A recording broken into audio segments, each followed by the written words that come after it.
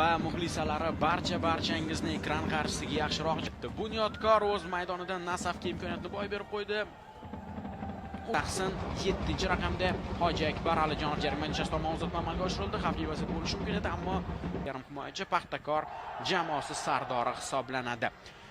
Hujumda Ilgiz Tantashev uchrashuv bosh hakami Andrey Sapenko hamda Timur Gaynollilar unga qanotlarda yordam beryapti. O'sha jamoa zaxira hakami Rinat Seraziddinov, Varda Firdavs Norsafarov ishlaydi. Varda Sherzod Azamov uchrashuv komissari shohda ikkinchi raqamli bo'lib o'ynash variantiga rozi bo'lmayapti. Ikki jamoa ham dastlabki daqiqalardagi taassurot shunday.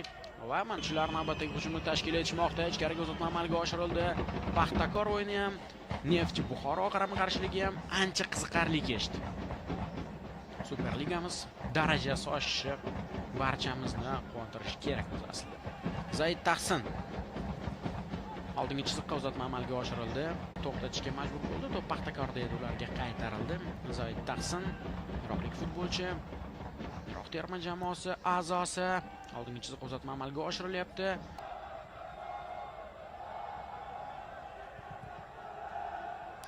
Oldingi chiziqqa uzatma amalga oshirilyapti.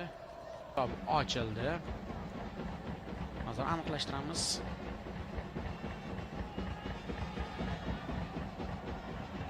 Aynan qaysi futbolchi gol kiritgan, qaysi jamoa gol kiritgan.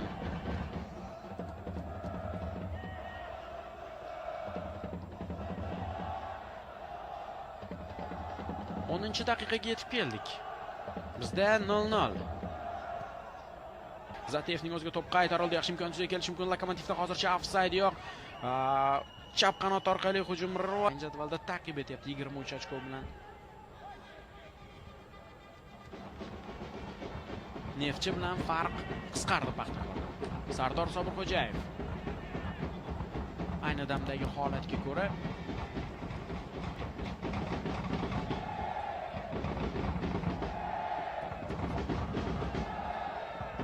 Lokomotivning bevosita turnir jadvalidagi raqobatchisi OKMK hozir mag'lub Oybek Bozorovdan.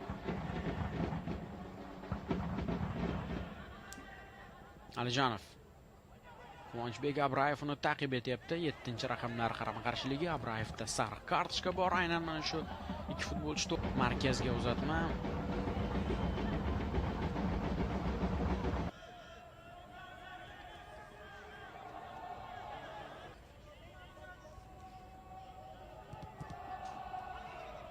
Maydon chunki Lokoga gol zarur. Shundan kelib chiqib Kamoliddin Tojik o'yinni davom ettirish mumkin. Turdimurodov tomonidan kiritilgan gol hozircha Paxtakorga g'alaba taqdim etyapti. OKMK hisobni tenglashtiribdi. Parallel oxirgi pog'onani egallab turibdi. Bu mavsumda hali g'alaba qozona olmadi. Qo'qon 1912 da esa 5 ochko bor. Yo'q, 12 ochko bor. 13-o'rinda Qo'qonlik. Buyroqda Surxon, Dinamo, Mash'al bor. Onlayn jadvaldagi holatni tanishtiryapman. Tev ham bor.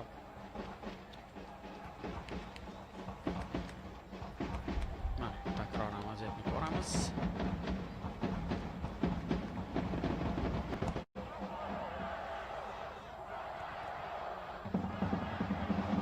To'pni uzoqlashtirishmoqda.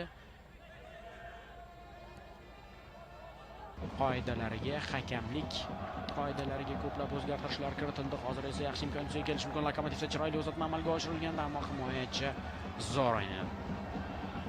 Zo'r o'ynadi. Xotib onlayn jadvalda OKMK Lokodan oldinga o'tib olyapti.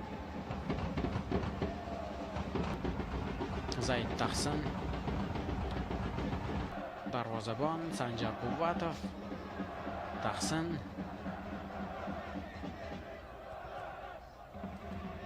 gol urgandi va shu uchrashuvda Iroq hujumchisi keyinroq Senegalga ham yirik hisobda imkoniyatni boy berib qo'ydi. 5-0 muvaffaqiyatsiz qatnashdi. Mana shu o'yinga tayyorgarlik arafasida Paxtakor Qo'qon bilan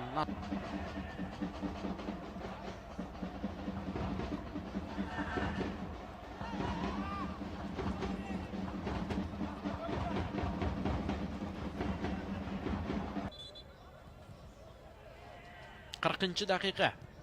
Muhammad Qodir Hamraliyev, Zaid Tahsin, Hoji Akbar va bugun Navbahor uchun ham shunaqa yubiley.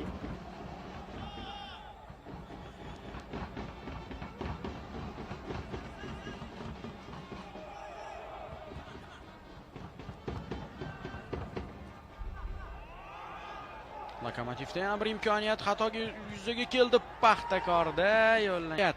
Hojimat Erkinov ochiq edi, unga to'p yetkazilmadi. Keyingi zarba Zaid Tahsin, uning zarbasi Tahsinga salmadi chog'i.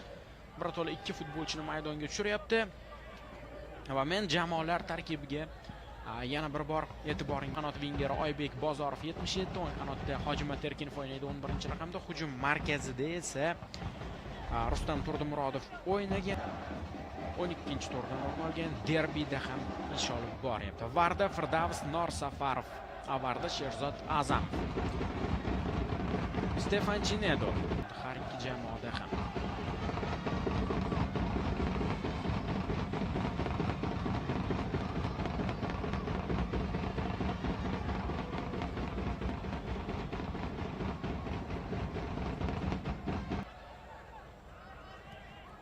Stefan Chinedo.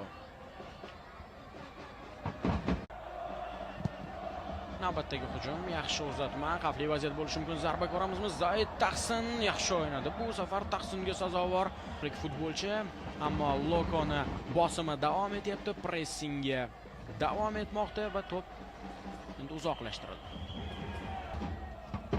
Yana bir hujum. Quvonchbek Abrayev chiroyli tarzda jarima o'tkazishga kirdi. Ichkariga pas va Paxtakor himoyachilar to'pni uzoqlashtirishdi, lekin to'laligicha emas, davom etadi. Lokoning hujumi, zarba va hisob o'zgarishiga yaxshi o'ynadi Paxtakor futbolchilari. Mana oddiy epizod gol bilan tugashi mumkin edi. Tag'in ham Loko zaxirasida Nikita Shevchenko, Anzur Ismoilov, Bilol To'pliyev, Shodiyor Shodiboyev, Nikolay Turopov, Quvonchbek Abrayev esa yo'q, Shodiyor Shodiboyev va Diyorkorning hujumlari xavflilashmoqda. Ammo Lokomotiv ham erta o'sha bu yerda Qo'qon 1912 esa gol o'tkazib yuboribdi. Mash'al oldingi chiziqqa pas. Lokomotiv futbolchilari to'p bilan chap qanotga uzatma. Xavfli vaziyat bo'lishi mumkin. To'p maydon tashqarisiga chiqib ketdi. Ana Sobir Xo'jayev ortga to'pni qaytardi. Yana ortga. Lokomotiv navbatdagi o'yinini 11-chi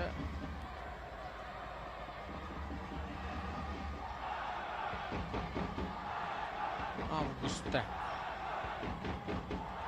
Yo, Superligada ham bor.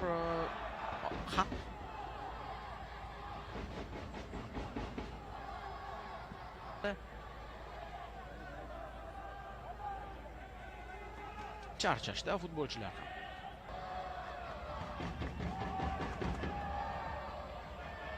o'n daqiqadan Bashar farzandiga to'pni uzatmani amalga oshirdi. Bashar farzandi. Inson degan do'st, Bashar. Yaxshi. Barchasi ochko yo'qotishga yaqin turibdi. Bosh murabbiy sifatida ishlaganda biror marta mag'lub bo'lmagan ekan. Va Mash'alga ham ilk g'alabani